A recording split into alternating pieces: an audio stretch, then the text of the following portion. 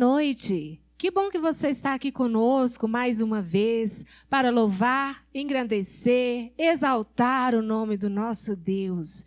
E isso é bom a gente fazer porque nós sabemos que Ele nos ama. E isso é motivo de nos alegrarmos, de expressar a Ele com nossa voz, com a nossa vida, a nossa gratidão por esse amor incondicional que Ele tem para conosco.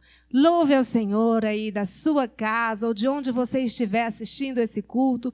Preste o verdadeiro louvor ao Senhor, a esse Deus maravilhoso que nos ama. Vamos louvá-lo?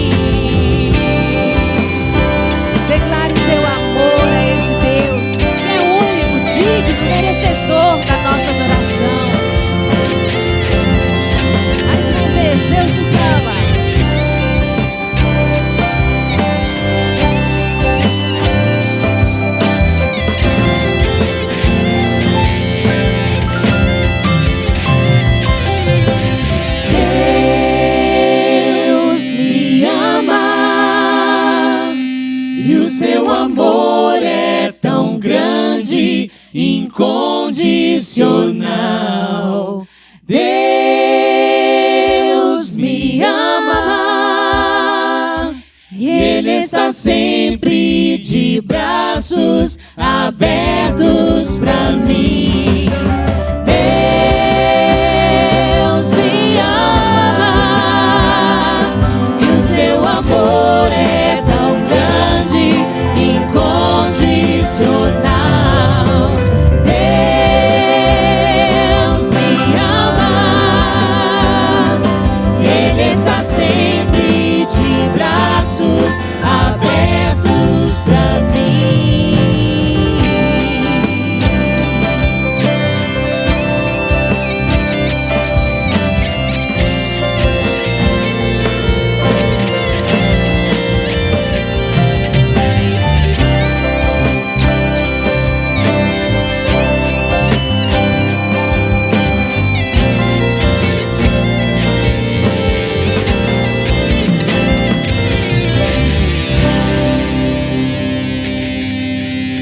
Deus, Ele nos ama e Ele nos guarda.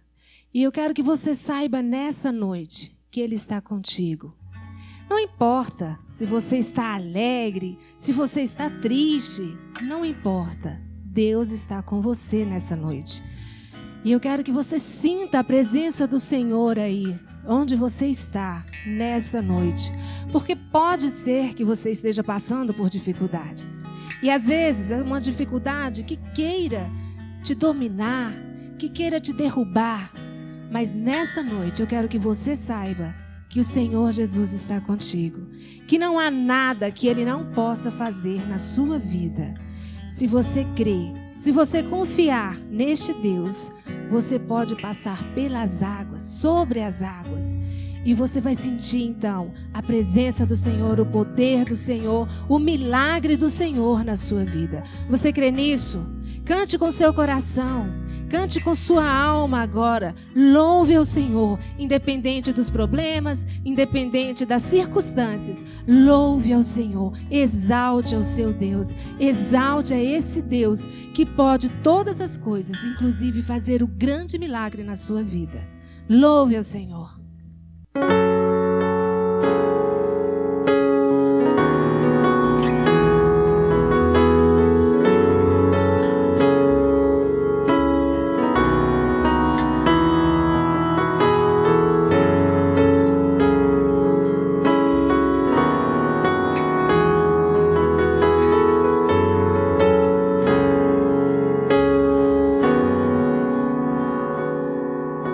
Se o sol se pôr e a noite chegar, tu és quem me guia.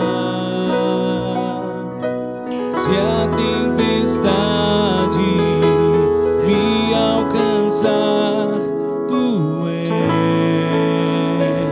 meu abrigo. Se o mar me submergir, a tua mão me traz à tona pra respirar e me faz andar sobre as águas.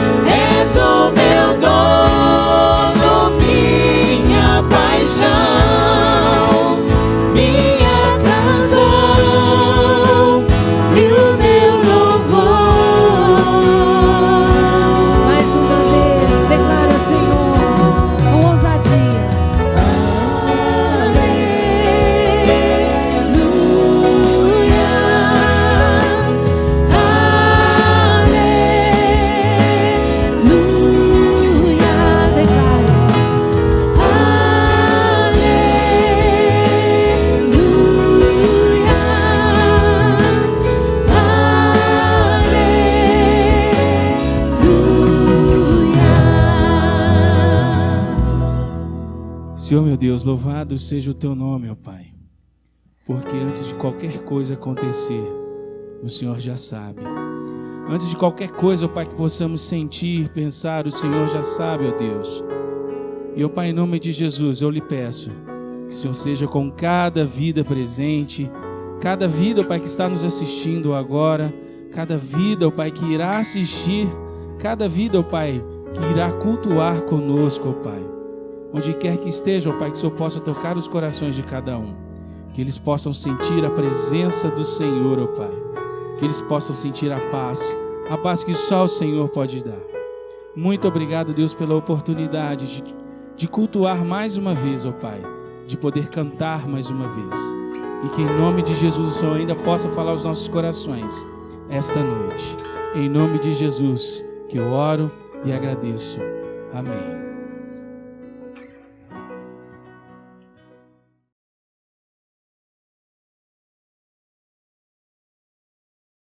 Meus queridos irmãos, amigos, visitantes, internautas, todos vocês que vieram ouvir a mensagem de Deus, a palavra do Evangelho, muito boa noite. É com muita alegria que eu estou aqui para podermos compartilhar a mensagem da palavra de Deus com os irmãos nesta hora. Nós estamos no mês da juventude e nós estamos refletindo sobre um tema muito relevante, que é a questão da frutificação.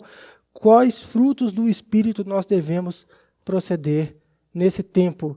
A necessidade de frutificar, a gente já confere lá em Gálatas 5, 22, 23, que diz que o fruto do Espírito é amor, alegria, paz, longanimidade, benignidade, bondade, fidelidade, humildade e domínio próprio.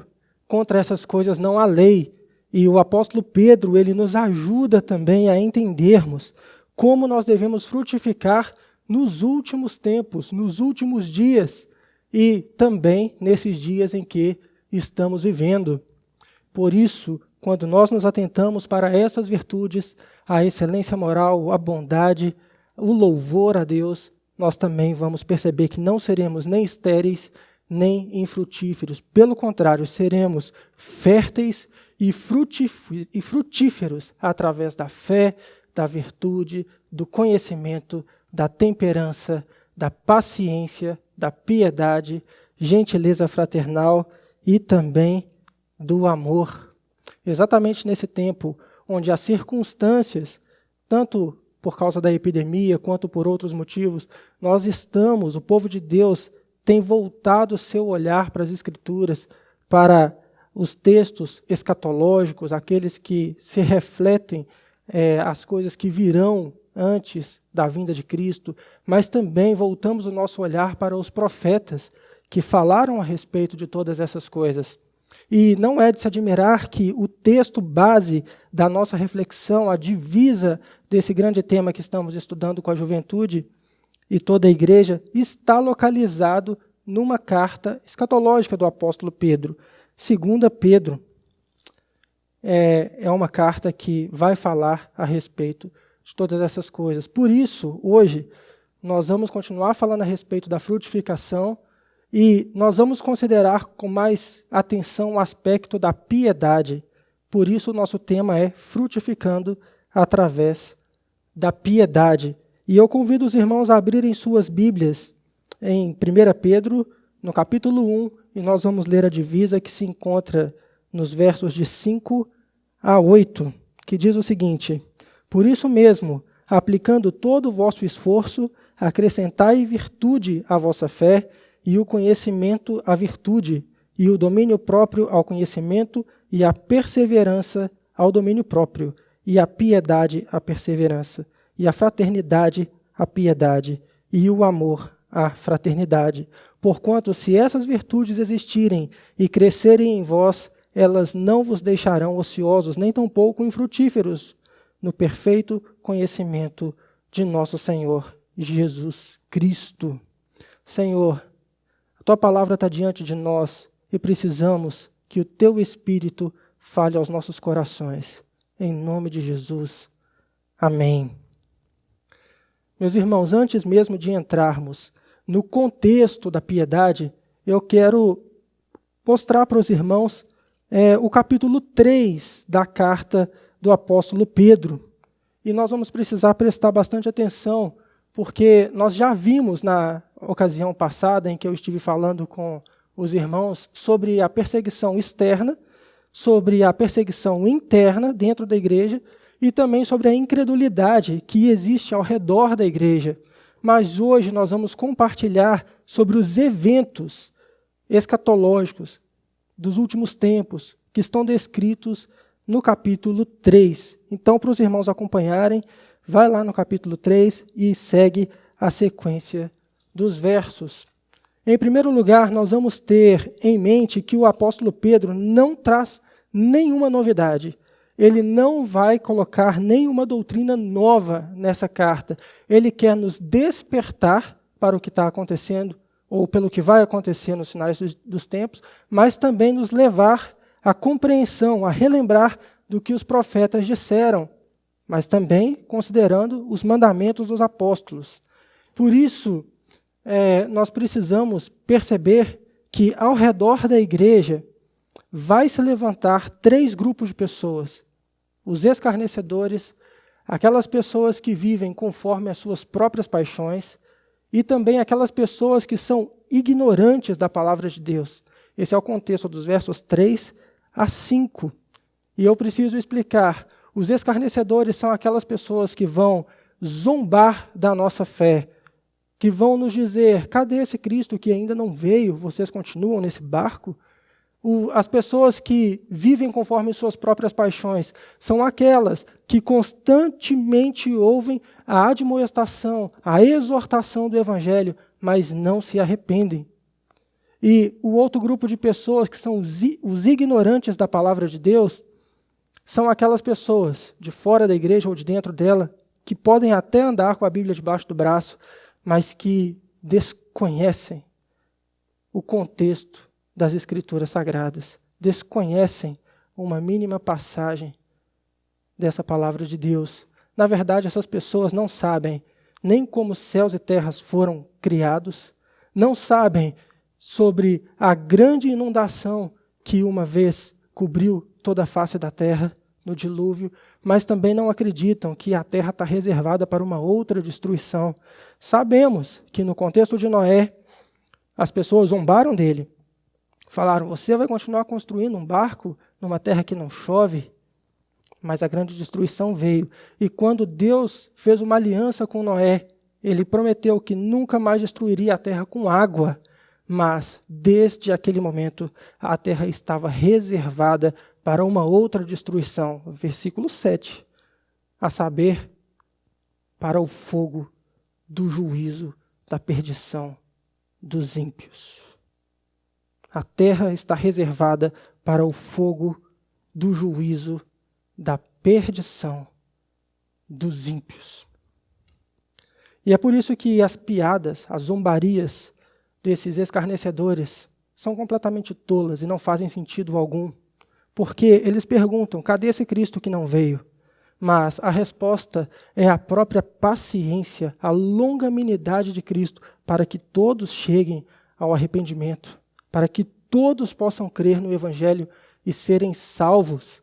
Na verdade, Marcos, ele descreve no capítulo 1, versículo 15, que depois que Cristo saiu do deserto, ele mesmo, ao inaugurar o seu ministério, ele disse que o tempo já era chegado, o reino de Deus já estava próximo. Por isso ele advertiu a todos: arrependam-se dos seus pecados e creiam no Evangelho. Por isso, meu irmão, se você ainda não creu, não se arrependeu, por favor, preste atenção, vejam os sinais dos tempos e volte-se para a palavra de Deus, porque se Cristo ainda não veio, é porque Ele ainda te permite conhecê-lo.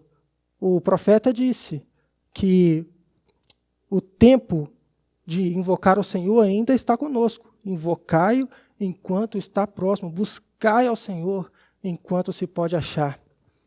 E eu sei, meus irmãos, eu sei que o cenário que o apóstolo Pedro descreve aqui nesse último capítulo é catastrófico. É um cenário horroroso, onde o céu se queimará o céu se dissolverá.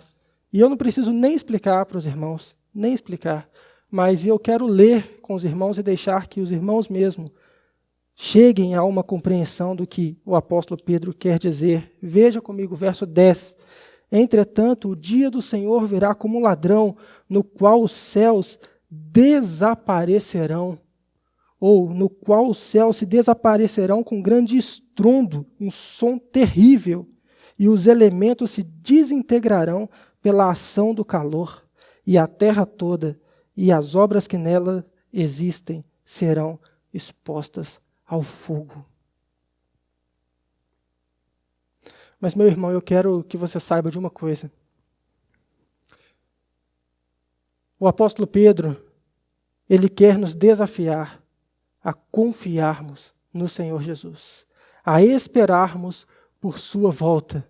E você deve estar se perguntando, por que você está falando disso, se nós precisamos falar sobre frutificar através da piedade?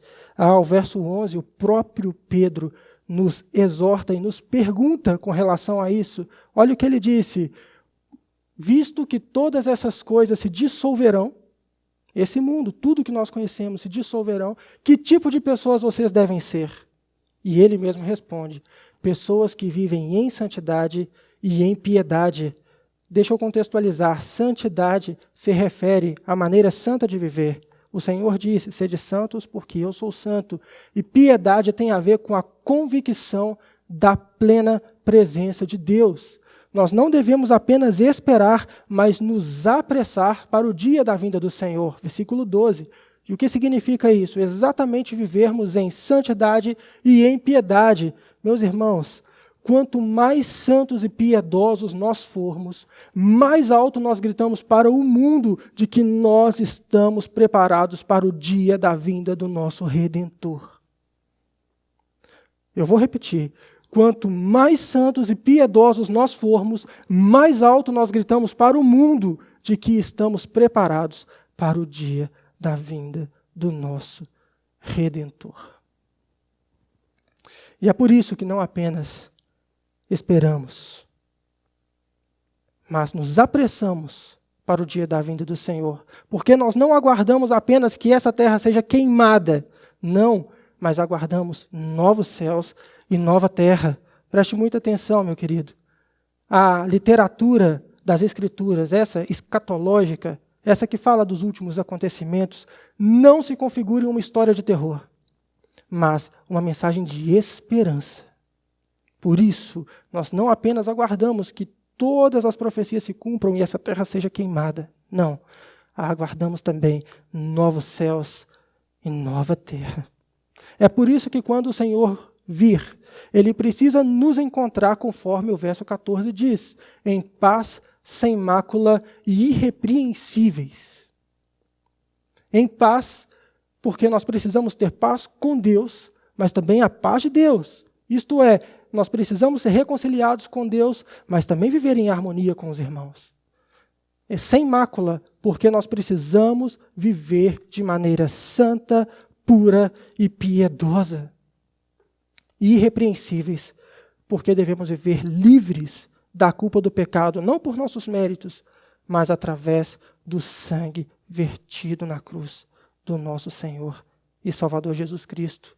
Se você já recebeu preciosa fé, como o apóstolo Pedro menciona no verso 1 do capítulo 1, e você ainda vive sem paz, imaculado e cheio de culpa pelos pecados, meu irmão, se o Senhor não veio ainda é porque Ele te dá tempo de se arrepender, tempo de voltar para as Escrituras, tempo de olhar atentamente para as profecias, tempo de olhar para o livro do Apocalipse e perceber que Ele virá nos resgatar. Diante disso, a nossa pergunta é: como frutificar aguardando e apressando a vinda do Senhor através da piedade? Por isso, nós vamos entender a palavra piedade. Ela aponta para duas direções: adorar a Deus e lhe dar o que é devido, e servir aos irmãos, lhe dando o que é devido. A pessoa piedosa, ela mantém constante relacionamento com Deus e com os irmãos. Por isso, piedade também é visto como religião, A mesma palavra que traduz piedade no Novo Testamento pode ser traduzida como religião, mas não em seus aspectos mais teológicos, e sim nos seus aspectos mais práticos. Eu vou ilustrar um ponto ou outro mostrando o pensamento puritano, que é um pensamento de pessoas muito piedosas no meio da fé cristã. E é por isso que nós devemos não simplesmente aguardar, mas nos apressar para o dia da vinda do Senhor. Então, quero pensar brevemente com os irmãos em 3 aspectos, frutificando através da piedade no trabalho. É importante pensarmos no ambiente de trabalho, porque nós passamos por essa crise da sociedade, ainda está latente em nosso meio, mas, aos poucos, nós estamos retornando para as nossas atividades. E o que nós vamos demonstrar para as pessoas que nos encontrarão lá fora, depois de termos passado por essa epidemia, por esse isolamento? O que nós aprendemos? O que o Senhor nos falou nesse tempo que vamos praticar lá fora? A vida da pessoa piedosa, em primeiro lugar, não pode separar o trabalho secular de um trabalho sagrado. Não existe essa dicotomia, essa separação. Na realidade, tudo que um crente piedoso faz deve glorificar a Deus. Tem um pensador chamado Tyndale que ele disse o seguinte, que há uma diferença entre lavar a louça e pregar a palavra de Deus. Claro, para lavar a louça é preciso abrir uma torneira, molhar as mãos. Para pregar a palavra de Deus é preciso ler a Escritura. Tem uma diferença prática. Mas no tocante a agradar a Deus, não há diferença alguma. Porque todo o trabalho que nós exercemos tem como finalidade adorar a Deus. Por isso, meu irmão, que no seu ambiente de trabalho, com a sua função, com o melhor que você pode fazer, precisa soar como um eco da glória de Deus. Seja apertando um parafuso, seja imprimindo um papel, dirigindo um carro, seja colocando óleo em uma máquina, qualquer atividade que você vir a exercer será um trabalho sagrado, se você o executar piedosamente. O que é piedade? Adorar a Deus e servir ao seu próximo. Toda tarefa de valor, ela precisa integrar a sua vocação com a sua vida espiritual. Mas saiba que o local de trabalho é uma arena. E numa arena, aquelas pessoas que estão ao redor assistindo, muitas delas torcem para que você perca, para que você caia. Mas se você agir piedosamente, todo trabalho que você exercer será uma expressão do seu amor leal a Deus no serviço das pessoas. E muitas delas, por te observarem, por conviver com você, crerão no Evangelho. Frutificar através das virtudes do Espírito, através da piedade, é demonstrar que nós adoramos a Deus com aquilo que Ele mesmo nos capacitou a fazer de melhor. Gostaria de pensar num outro ponto, que é a necessidade de frutificarmos através da piedade, através da igreja e através do culto. É importante pensarmos na igreja, porque nesses dias de isolamento, nós ficamos impossibilitados de virmos congregar juntos à casa do Senhor. Mas, aos poucos, a sociedade, as autoridades e até mesmo a autoridade da igreja vai nos possibilitar, com algumas restrições, a voltar para a igreja. E como nós vamos fazer isso de forma piedosa? Nós sabemos, irmãos, sabemos sim, que uma pessoa piedosa, ela adora a Deus a todo tempo, mas ela entende a necessidade de ter um momento solene de prestação de culto a Deus. Adoramos a Deus com tudo o que fazemos, em nossa casa, em nosso trabalho, em nossa escola, mas necessitamos de um momento solene, de culto público ao Senhor. Nós entendemos o culto num aspecto mais privado, mas também num aspecto coletivo. Nós entendemos o culto num aspecto bem íntimo, mas também num aspecto público. E o pensamento puritano coloca 4 pontos com o qual o culto deve ser exercido. Ele não pode ofender ninguém. O culto não tem o objetivo de ofender as pessoas, embora a Bíblia exponha os pecados. Mas o culto também não tem a intenção de ser desorganizado. Ele precisa acontecer com ordem e decência. Ele precisa acontecer para a edificação da igreja, mas, sobretudo, para a glória de Deus. A preocupação que tenho em mente para trazer esse tópico para os irmãos é porque, durante a quarentena, nós ficamos expostos na internet a todo tipo de pregadores e todo tipo de pregação. E alguns mestres dessa geração mais jovem têm incentivado os nossos adolescentes, os nossos jovens, a não voltarem para o culto público, uma vez que, segundo eles, está provado que não precisamos de um culto público para adorar a Deus. Sim, nós adoramos a Deus em todo o tempo quando dissemos, mas a pessoa piedosa sabe da necessidade de prestar culto ao Senhor. E a igreja, as pessoas que são maduras na fé, elas entendem sim, o período que a sociedade está vivendo, a restrição que nós precisávamos ter nesse momento, mas também entende e anseia em voltar para a casa de Deus. Eu, na verdade, pensei muito em como rebater esse raciocínio e depois eu decidi que eu mesmo não quero falar com minhas próprias palavras, mas eu desejo ler com os irmãos o Salmo 84. Abra comigo, leia com cuidado, depois medite em sua casa com sua família nesse salmo. Salmo 84. Como é admirável o lugar da tua morada, ó Senhor dos exércitos. Minha alma se consome de ansiedade pelos átrios do Senhor. Meu coração e minha carne vibram de alegria pelo Deus vivo. Até o pardal encontrou casa e a andorinha um ninho para si, para abrigar seus filhotes, um lugar próximo ao teu altar, ó Senhor dos exércitos, Rei meu e Deus meu. Felizes os que habitam em tua casa, louvando-te sem cessar.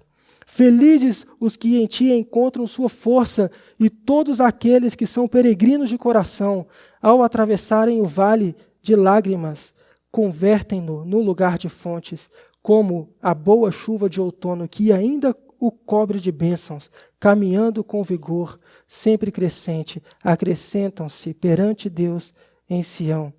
Senhor eterno, Deus dos exércitos, escuta minha oração, presta ouvido, ó Deus de Jacó. Deus, és o nosso soberano, trata com misericórdia o teu ungido, pois um dia em teus átrios vale mais que 1000 em qualquer outro lugar.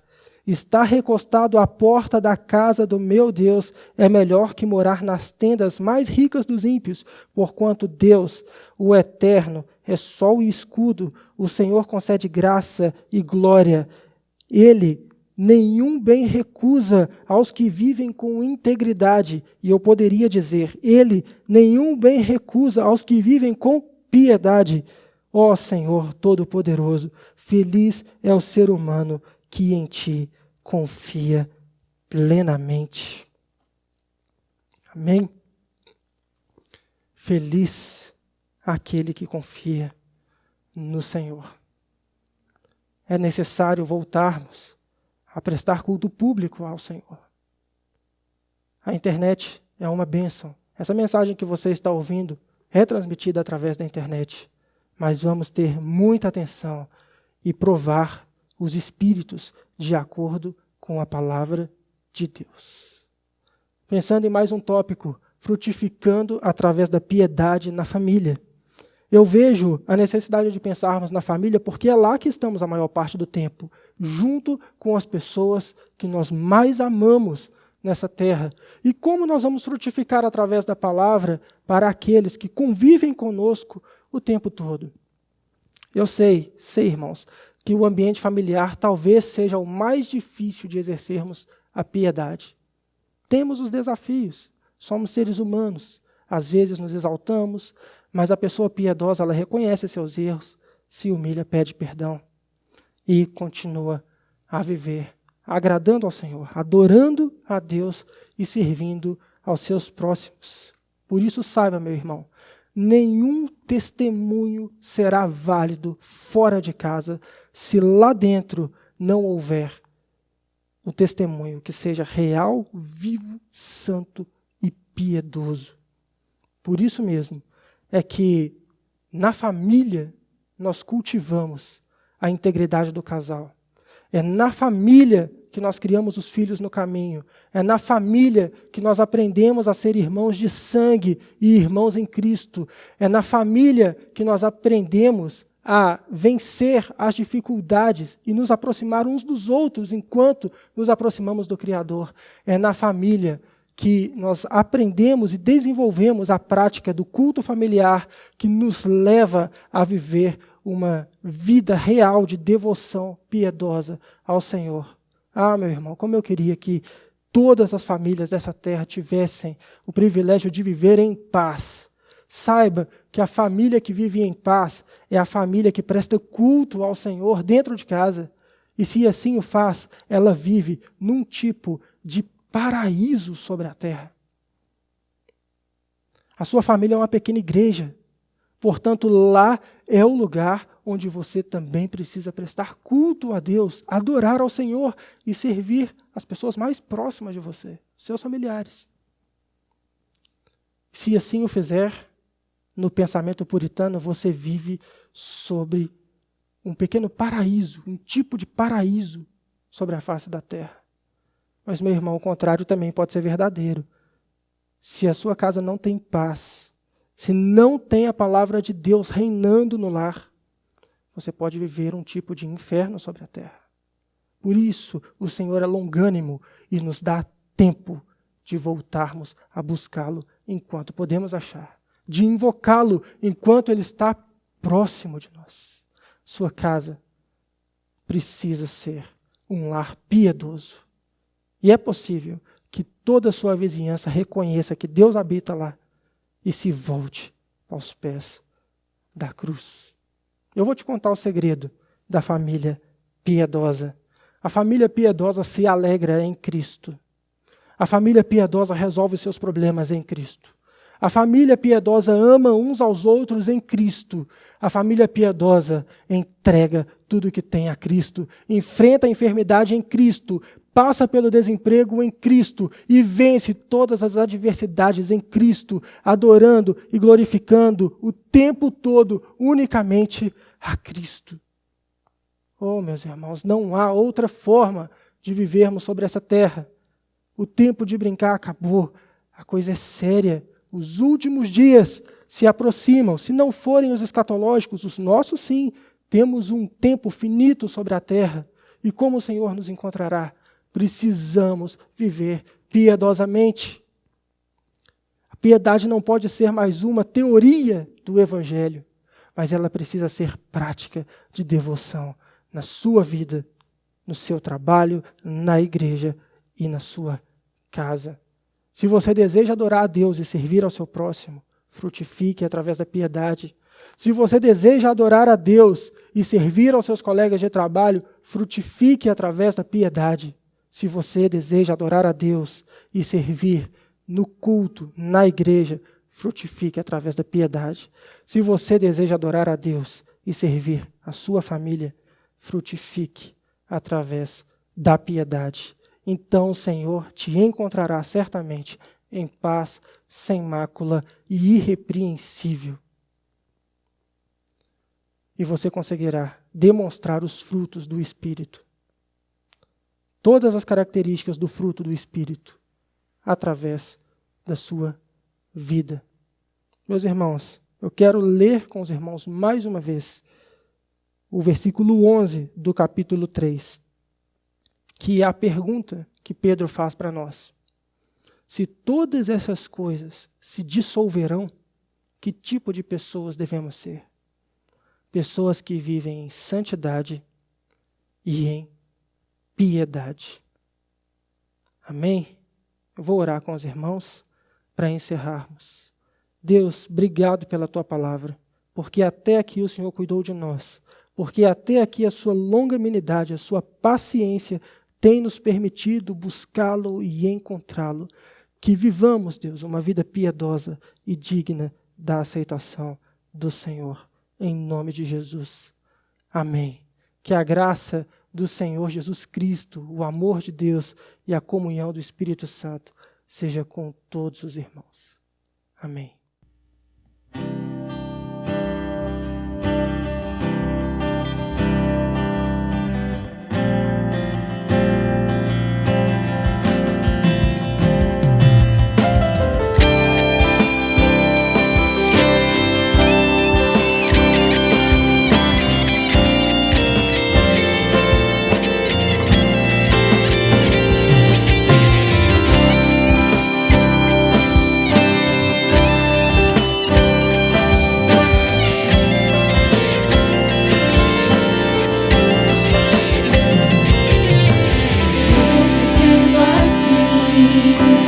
Pobre pecador, Deus me ama.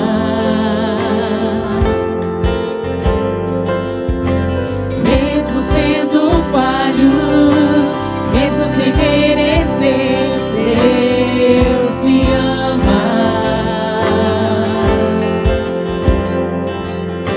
Se estou forte, se eu estou de pé, Deus me ama.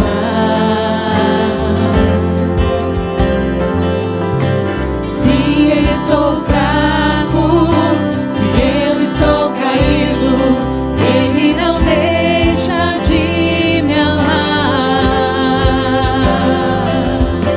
Sem o seu amor, sem o seu perdão, o que seria de mim? Deus me amou tanto que entregou seu filho para morrer em meu lugar. Glória ao Senhor. Deus me ama e seu amor é tão grande, incondicional. Deus me ama e Ele está sempre de braços abertos pra mim.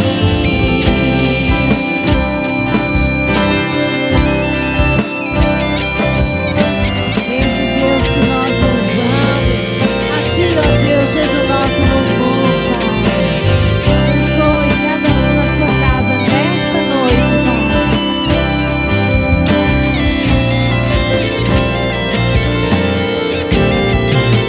Vamos mais uma vez.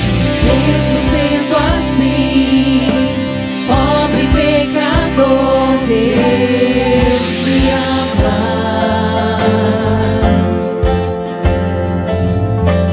Mesmo sendo falho, mesmo sem merecer, Deus me ama.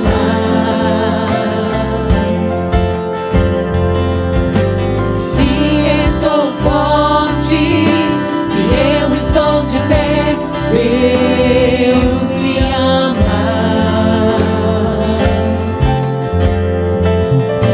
Se estou fraco, se eu estou caído, Ele não deixa de me amar.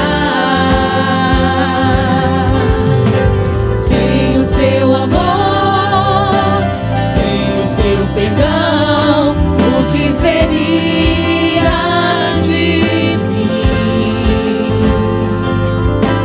Deus me amou tanto que entregou seu filho para morrer em meu lugar. Glória a esse Deus. Deus me ama e o seu amor é tão grande, incondicional. Deus me ama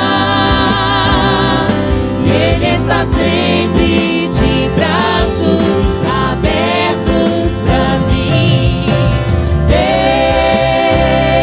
Deus me ama e o seu amor é tão grande, incondicional. Deus me ama